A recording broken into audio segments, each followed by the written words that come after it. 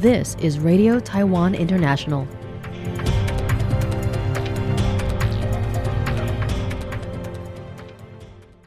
Welcome to the news on Radio Taiwan International. I'm Phil Laskowski coming to you from Taipei, Taiwan. We begin with a look at today's top stories for Thursday, October 23rd.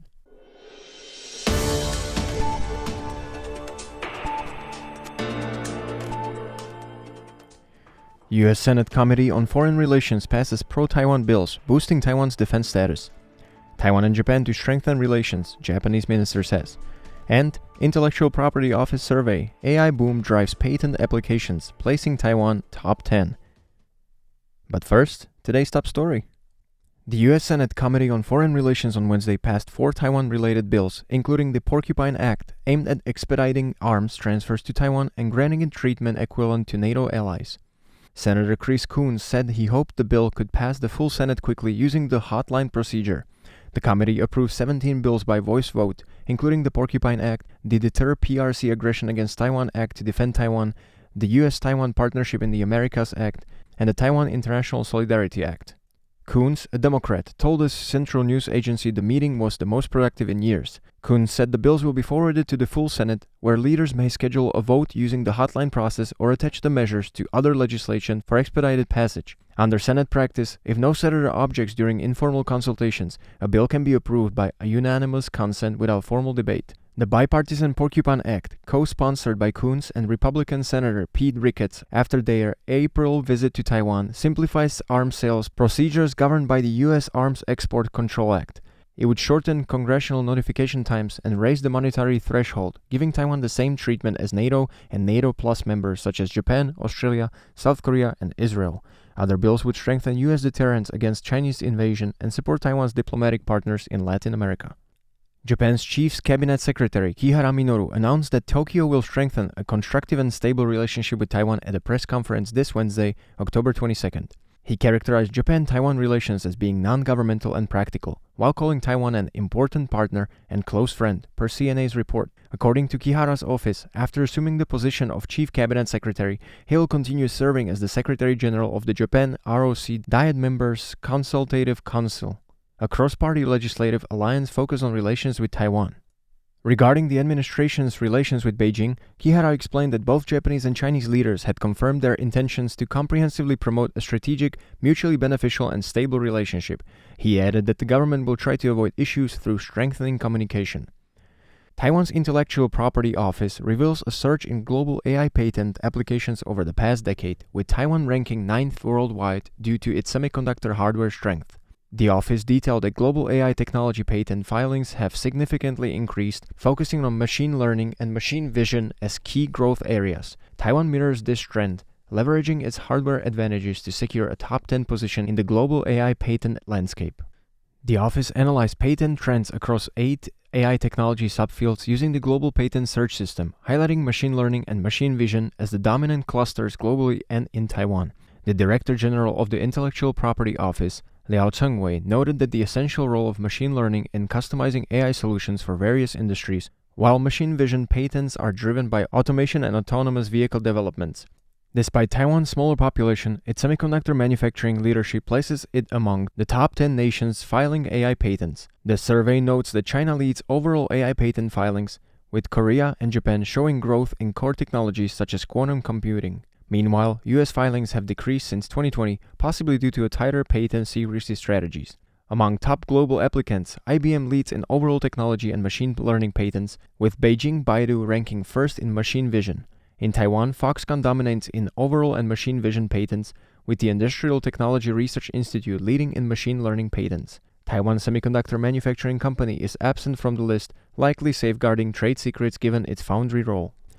Beijing may be making major policy shifts through its 5-year plan to try to solve its economic crisis. The 20th Central Committee of the Communist Party of China, CPC, held its 4th plenary session in Beijing on Monday. One of the key focuses of the meeting was reviewing the 15th 5-year plan from 2026 to 2030, often indicative of China's upcoming economic and political direction. The BBC noted the increased international attention the meeting has received, which analysts say is due to Beijing facing severe economic challenges and needing to adjust policy direction to stabilize itself. City University of New York political science professor Ming Xia says that the CCP has gradually integrated into the economy, political security framework, and ideological control since Xi Jinping came to power. He says the economy serves the party's highest goals and that the 15th five-year plan is the first under Xi's leadership to fully control the Chinese economy. According to official Chinese data, the Consumer Price Index and Producer Price Index have continued to decline, indicating intensifying deflationary pressures. Stanford Center senior research scholar Chen Gangshu says this is an extremely serious economic crisis that will further lead to insufficient domestic demand. Xia says he believes Xi will use the plan to establish greater control over politics and the economy as he grows anxious, facing the economic slowdown and geopolitical pressure. Strategically, China may focus on defense, aerospace, and semiconductors, he predicted. China's economic policies have largely been led by former Premier Li Keqiang, who favored a market-driven economy, Xia explains. He predicts the policy will shift toward a mixed economic model, with the private sector gradually being integrated into the state-owned system, significantly increasing the state's control over the overall economic structure. Xu underlines that the root cause of the problem lies in insufficient demand, warning that if China continues to directly invest into high-tech sectors, it may not help stimulate economic growth, but instead exacerbate the issue. Tristan Hildebrand for RTI News. Central Bank Governor Yang Jinlong on Thursday said they will pay closer attention to exchange rate movements ahead of the upcoming U.S. Treasury currency report, warning that being labeled as a manipulator by Washington would be a major incident for Taiwan. In the last U.S. Treasury semi-annual currency report, Taiwan was placed on the monitoring list. Yang said increasing procurement from the United States could help balance trade, noting that defense purchase and bulk commodities could be areas of focus. He added that investments by TSMC in the U.S., along with the migration of its surrounding supply chain, would also serve a good way to balance trade. The U.S. report typically evaluates three indicators: a bilateral trade surplus with the U.S. exceeding $15 billion, a current account surplus above 3% of GDP, and persistent foreign exchange purchases exceeding 2% of GDP in at least 8 months of a year. If we trigger it again, as the committee members said, we would become manipulators. If we're labeled as manipulating the currency during the ongoing tariff negotiations, and they seize on that as leverage against us, saying Taiwan manipulates its exchange rate, then it would become a very big incident. Yang emphasized that the central bank's goal are to maintain exchange rate stability for exporters and importers, while keeping communication smooth with the U.S. Treasury. He also noted that while markets expect the Federal Reserve to cut rates in October and December, such moves may not necessarily strengthen the Taiwan dollar, urging investors not to speculate. The Ministry of Agriculture estimated that if African swine fever were to spread nationwide, it could affect economic output worth nearly $6.5 billion. Taiwan on Wednesday reported its first suspected case of African swine fever, prompting the government to impose a 5-day nationwide ban on the transport and slaughter of pigs and prohibit the use of kitchen waste as pig feed. Agricultural Minister Chen Junji on Thursday briefed lawmakers on the outbreak and fielded questions from both the ruling and opposition parties over its potential impact on Taiwan's pork industry. In the short term, the ban on transport and slaughter will have an impact, but we will try to release frozen pork reserves. If containment fails, losses in the pig industry alone could reach 80 billion new Taiwan dollars, while related industries could lose more than 100 billion new Taiwan dollars. Chen said genetic sequencing of the suspected sample has been completed, with preliminary results indicating African swine fever. The ministry will make a formal report when sequencing is confirmed.